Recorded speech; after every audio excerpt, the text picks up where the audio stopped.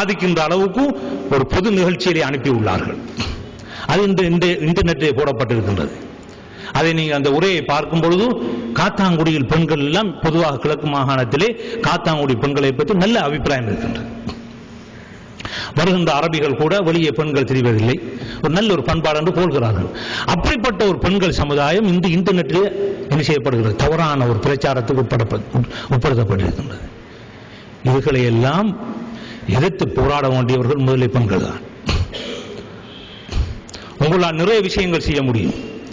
உங்களுடைய வீடுகளில் நீங்கள் இருந்தாலும் உங்களால் நிறைய விஷயங்கள் செய்ய முடியும் என்பது உங்களுக்கு தெரியும், எங்களுக்கும் தெரியும். எனவே எவ்வாறு நீங்கள் அத்வைதத்துக்கு எதிராக ஒரு நிலைப்பாட்டை எடுத்தீர்களோ, தொழுகை நிராகரிப்புக்கு எதிராக எவ்வாறு நிலைப்பாட்டை எடுத்தீர்களோ, அதே போன்று இந்த பெருநாள் விஷயத்திலே சமூகத்தை, குடும்பத்தை, உறவை சுக்கு நூறாக்குகின்ற வேலைக்கு எதிராக உங்களுக்கு எவ்வாறு செய்ய வேண்டும் என்று உங்களுக்கு தெரியும். அதை நீங்கள் நல்ல முறையிலே உங்களுடைய கணவன்கள் யாராவது இருந்தால் அவர்கள் உலமாக்களை சந்திக்க வைத்து அவருடைய கருத்தும் தெளிவுகளை பெற வைப்பதற்கு நீங்கள் முயற்சி செய்ய வேண்டும். அதற்குரிய முழு அழுத்தத்தையும் வழங்க வேண்டியது உங்களுடைய கடமையாகும். அடுத்ததாக மூன்றாவதாக அல் பிதா அல் மக்ரூஹா. இதுதான் இந்த எங்கள் மத்தியிலே இந்த தௌஹீத் பிரச்சாரம் செய்கிற சிலர் காட்டுகின்ற ஒரு விளங்காத ஒரு விஷயமாகும். அல் பிதா அல் மக்ரூஹ் என்றால் அந்த பிதத்தை செய்யாமல் விட்டால் நல்லது, செய்தால் பாவம் இல்லை. நன்றாக கவனித்துக் கொள்ள வேண்டும்.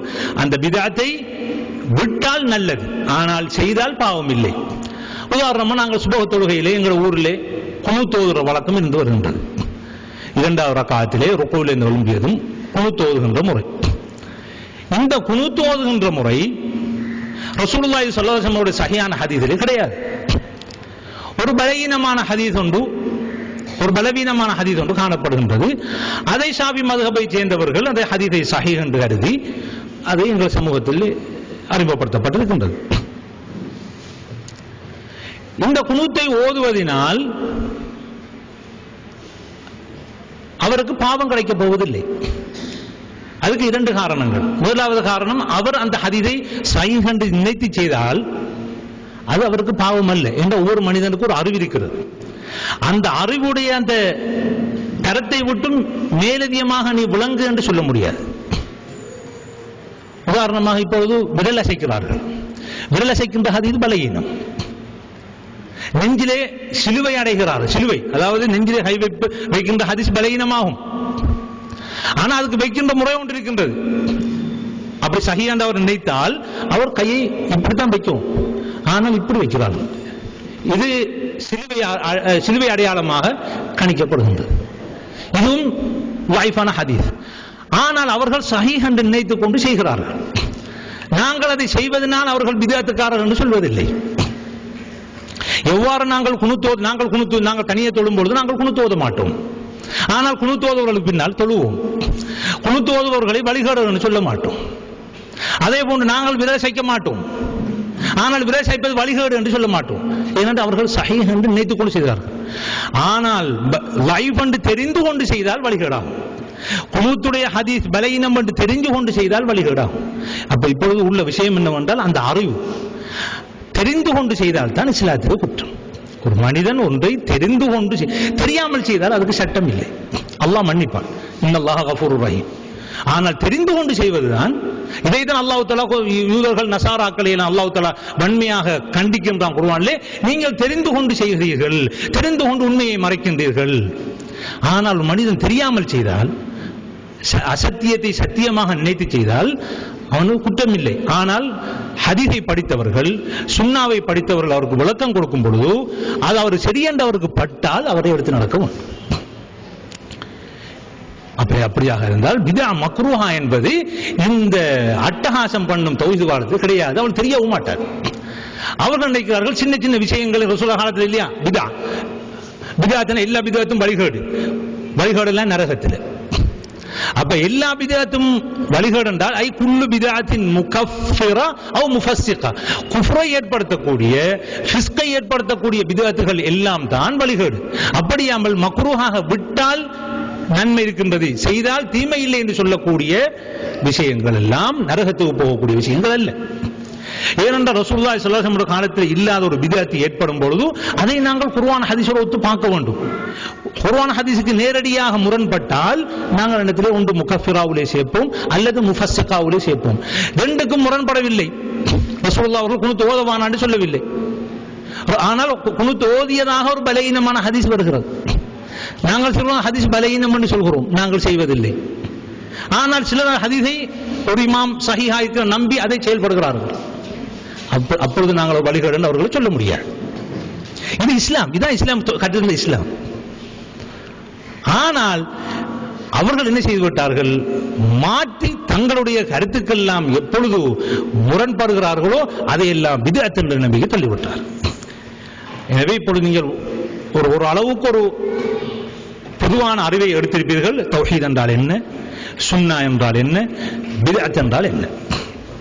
இப்பொழுது அடுத்த விஷயத்துக்கு வரும். இந்த தௌஹீத் பிரச்சாரம் என்பது எவ்வாறு தோன்றியது? நான் முன்பு சொன்னபோது தௌஹீத்ங்கிறது ஒரு குறிப்பிட்ட ஒரு குழுவினருக்கு சொந்தமானதல்ல. தௌஹீத் என்பது ஒரு முஸ்லிம் எப்படி இருக்கணுமோ அதுதான் உண்மையான தௌஹீத். ஆரம்ப காலகட்டத்திலே அஹ்லு சுன்னத் வல் ஜமாஅத் என்றுதான் அழைக்கப்பட்டு வந்தார். தௌஹீத் என்ற சொற்பிரயோகம் இருக்கவில்லை. அஹ்லு சுன்னத்தி வல் ஜமாஅத் என்ற சொல் தான் பாவிக்கப்பட்டு வந்தது. சஹாபாக்களுடைய காலம் முடிந்து தாபீங்களுடைய காலத்திலிருந்து அது அத்பாவு தாபீங்களுடைய காலம், அதற்கு பிறகு வந்த காலம் வரைக்கும் இதே சொற்பிரயோகம் தான் பாவிக்கப்பட்டு வந்தது. இந்த தௌஹீத் பிரச்சாரத்தின் அல்லது சலஃபியா என்று சொல்வார்கள். சலஃபிசம் என்று சொன்னால் நாங்கள் முன்னோர்களுடைய வழியை பின்பற்ற வேண்டும். முன்னோர்கள் என்றால் எமக்கு வந்த முன்னோர்கள் இல்லை. முன்னோர்கள் என்பது சஹாபாக்கள் தாபீங்களுடைய அந்த போக்கை கையாள பின்பற்ற வேண்டும் சொல்பவர்கள். அல்லது தௌஹீத் நாங்கள் புறவு சொல்கின்றோம். தௌஹீத் பிரச்சாரத்தின் ஆக மூத்த அறிஞர் தான் இமாம் அஹ்மது பின் ஹம்பல் அவர்களாகும். அவர்கள் தான் முதலாக இந்த தௌஹீத் பிரச்சாரத்துக்கு வித்திட்டவர்கள் என்று சொல்லலாம்.